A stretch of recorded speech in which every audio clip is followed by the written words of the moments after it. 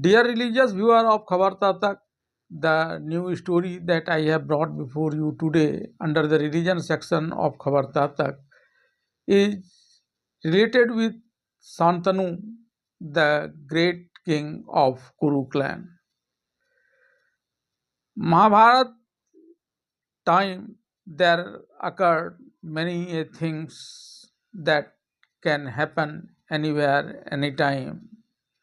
But there happened such a thing also that could not happen anywhere else, and that it have occurred some other things that should not have occurred.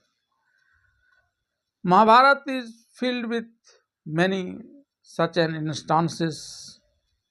Even in some instances, Lord Krishna is appeared to be involved indirectly. However, the action is direct.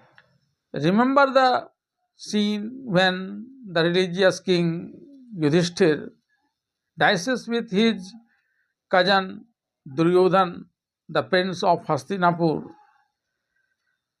In that gamble, dices is thrown on behalf of Duryodhan by Sakuni, and the religious king Yudhishthir, one by one, bets his all royal property, kingdom, his four brothers, and even Draupadi, wife of the five Pandavas, on the bet and loses.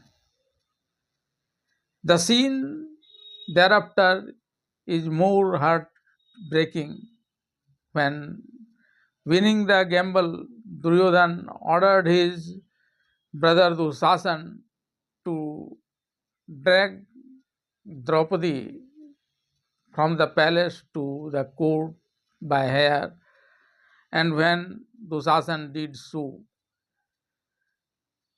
he ordered Dusasan to disrobe Draupadi and make her sit on his thigh.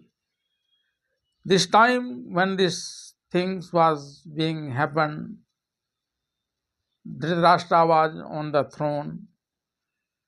Besides Duryodhana's friend Karn, Sakuni, the great personalities like Bhisma, Vidur, Dronacharya, Kripacharya and other princely kingdoms king were present in the court. No one other than Vidur could protest of this order of Duryodhan for their helplessness. Karn was helplessness as he was friend of Duryodhan, and the Bhisma's helplessness stems from his own vow of being loyal to the throne of Hastinapur, and somewhat like this was the root cause of helplessness of other great personalities like Dronacharya, Kripacharya, etc.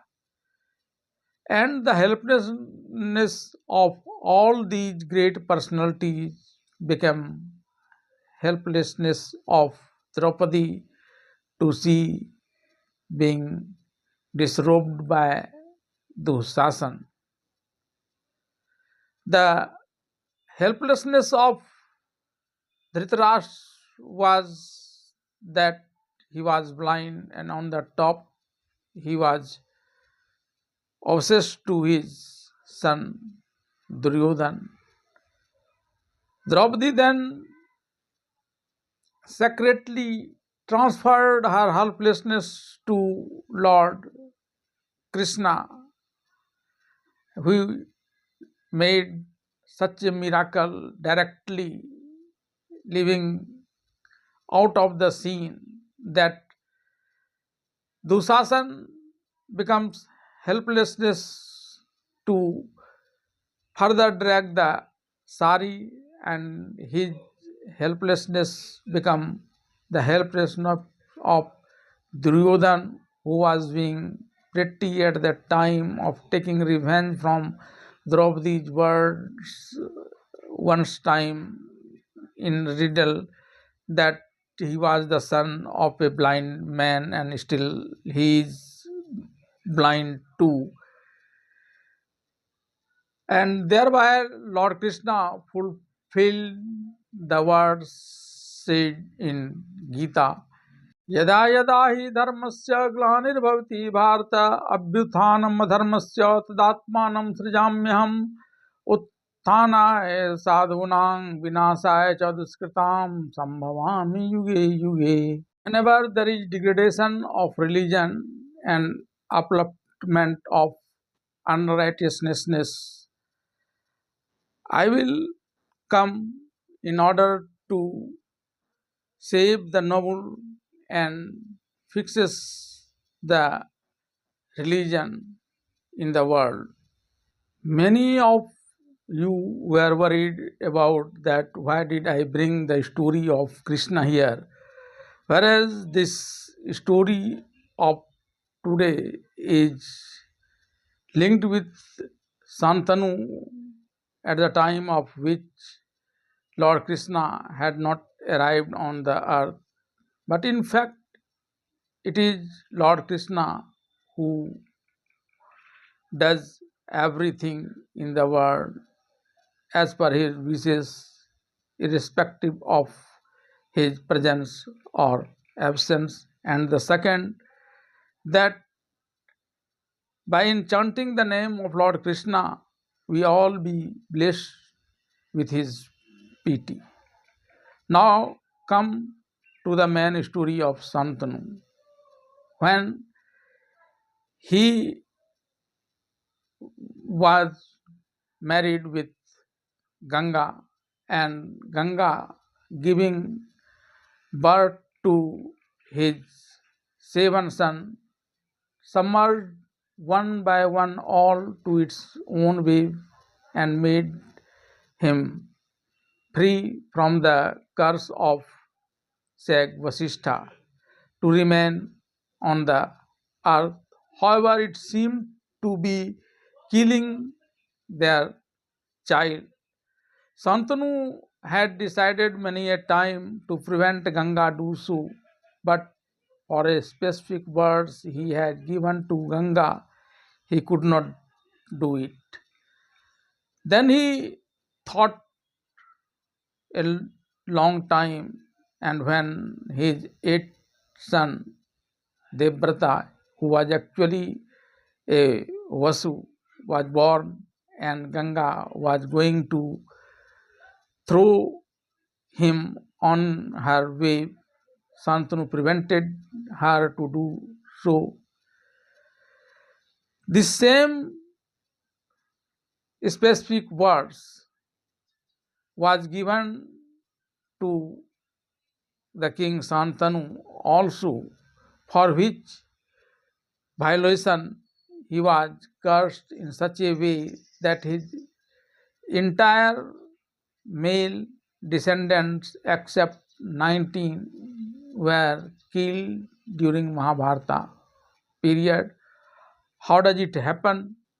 So I am telling you according to the great epic Mahabharata. Although breaking his promise to Ganga to prevent her from drowning her 8th son born to Maharaj Shantanu in the river Ganga, Maharaj Shantanu was guilty of the sin that cost the lives of most of the valiant men of his clan in the Mahabharata war.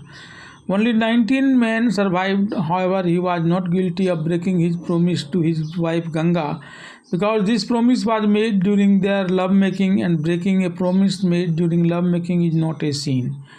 This is mentioned in the Mahabharata by saying this very thing to Maharaj Yayati, the progenitor of the Kuru dynasty. Sarmishtha, daughter of the demon king Vishwaparva, had conceived 3 sons from him, one of whom was Puru, in whose name the Kuru dynasty continued. Upon learning of this, his wife Devavani, daughter of the great ascetic Shukracharya, became angry and went to her father.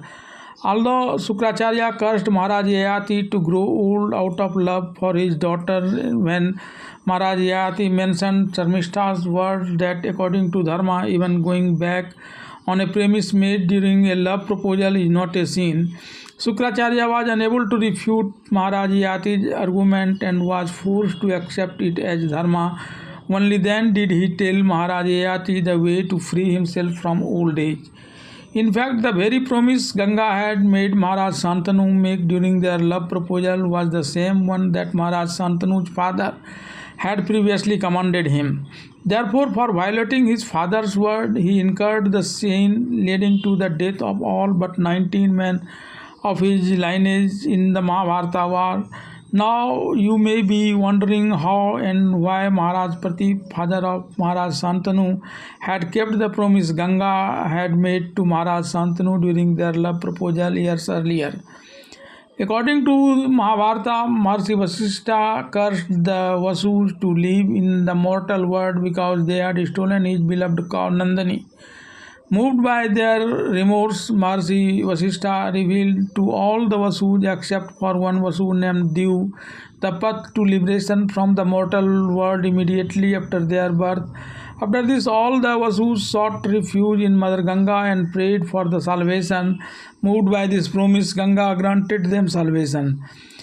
Once Maharaj Pratip, the father of Maharaj Shantanu, came to Gangadwar, present-day Haridwar, and sat on a seat, chanting for years. At that time, Yashaswini Ganga emerged from the waters, assuming the form of a young woman with beautiful features and excellent qualities, and sat on the broad right thigh of King Pratipa, who was engaged in self-study. Her fatty figure was captivating at that time. Maharaj Pratip then asked the woman sitting on his thigh, Kalyani, "What virtuous deed can I do for you? What is your wish?"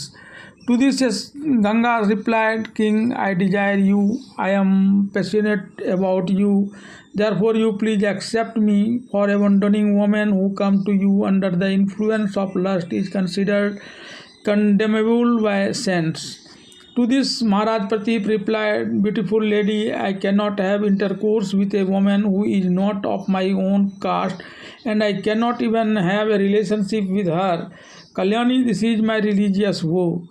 Ganga said to this king, "I am not inauspicious or harbinger of evil.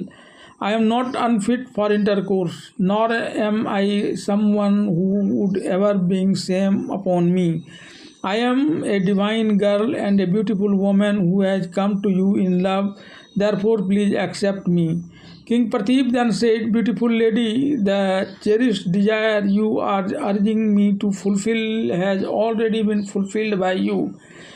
If I accept your proposal, which is contrary to Dharma, this destruction of Dharma will destroy me as well. Varangane, you have come and sat on my right thigh.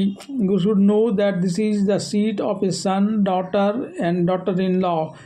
A man's left thigh is for the use of a woman, but you have abandoned it. Therefore, lady, I will not behave lustfully towards you. Lady, you become my daughter-in-law. I accept you for my son because you have come here and taken refuge in the same thigh that belonged to my daughter-in-law." Ganga replied, "Whatever you say may happen. I will unite with your son. Because of my devotion to you, I will serve the illustrious Bharat dynasty, but I will marry your son on the condition whatever I do, your son must accept it. He should never judge it. Under this condition, I will increase my love for your son.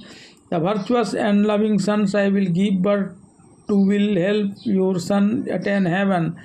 King Pratip then said, "So be it." Ganga disappeared as soon as King Pratip accepted Ganga's condition.